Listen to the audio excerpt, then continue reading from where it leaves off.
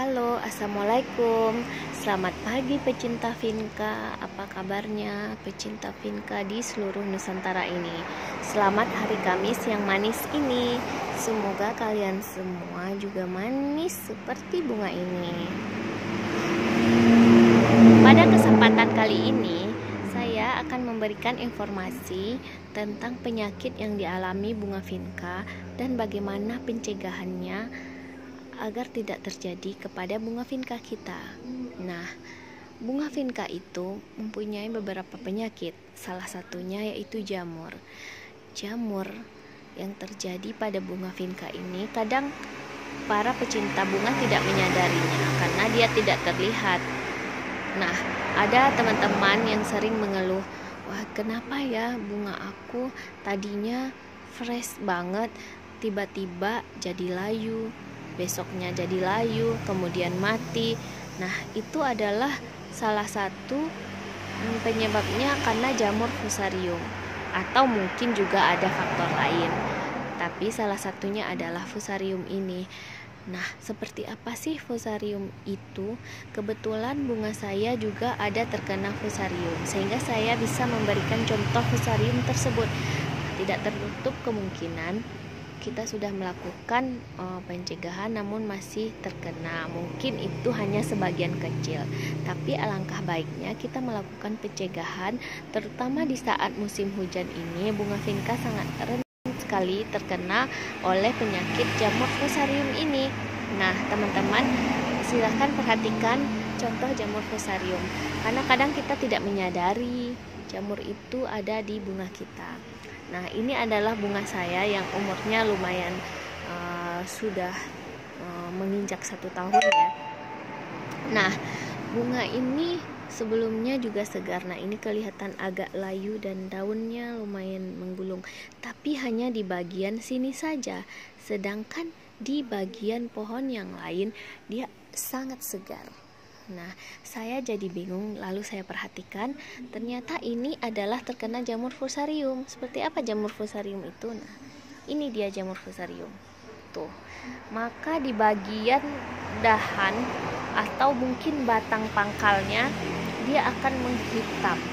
Nah, kalian harus waspadai.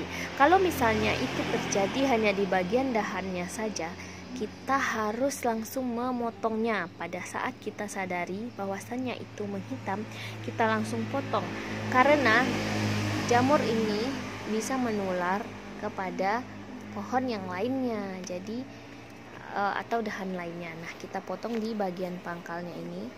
Nah, terkenanya di sini, lalu saya akan potong di bagian pangkal pas di dahan ini. Semuanya saya potong. Ya, saya potong. Nah, ini dia bagian Vinka saya yang terkena fusarium itu.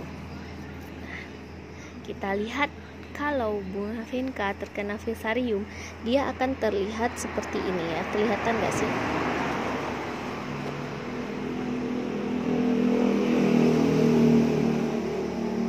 Nah, itu di tengahnya itu dia sudah kering dan tidak ternutrisi lagi sampai ke atas. Makanya bunga itu akan layu, kemudian dia lama-lama akan mati. Nah, jamur fusarium ini bisa disebut juga silent killer, atau pembunuh secara diam-diam. Diam-diam dia pelan-pelan dia akan mati.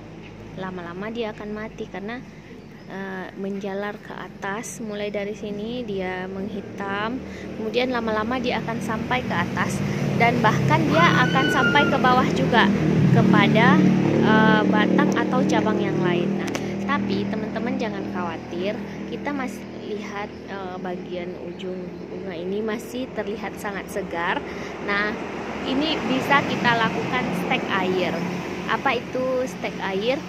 Teman-teman jangan lupa nonton di video sebelumnya, karena di situ ada saya bikin video tentang tutorial stek air. Oke teman-teman, nah sekarang kita bahas bagaimana sih cara pencegahan dari jamur fusarium ini. Ini tadi setelah saya potong. Nah, bekas luka dari ini tadi, dari pemotongan tadi, saya akan kasih ini fungisida agar dia tidak membusuk, karena sekarang musim hujan dan ini sih sebenarnya di teras tapi dia sering kena percikan hujan, teman-teman.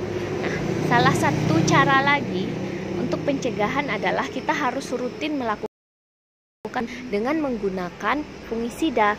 Fungisida itu boleh merek apa aja. Kalau saya pakai merek Antrakol, kalian boleh pilih merek apa aja yang tersedia di toko pupuk di sekitar rumah. Nah, bagi teman-teman, jika ada pertanyaan silahkan nanti komen di bawah. Kemudian kalian bisa juga komen apalagi video yang bisa saya buat yang mungkin bermanfaat dan mungkin kalian butuhkan. Mungkin hanya itu aja yang dapat saya sampaikan.